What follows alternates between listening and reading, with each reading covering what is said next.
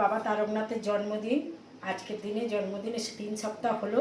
হ্যাঁ, আজকে আপনারা জানেন আমি সোমবার আর শনিবার নিরামিষ খাই। কী রান্না করেছি আসুন দেখুন। আমার বোন এসেছে, চলে যাবে, দোকান থেকে জামা কাপড় নিতে এসেছে। ভাত, আচ্ছা শিউলি পাতা দিয়ে ডুমুরের শুক্তো করেছি শিউলি পাতা দিয়ে। আচ্ছা এই যে মুগ ডাল করেছি, সবজি দিয়ে কিশমিশ দিয়ে সবজি ডাল করেছি। আচ্ছা সাবুর পাঁপড় করেছি, বড়া, সাবুর বড়া।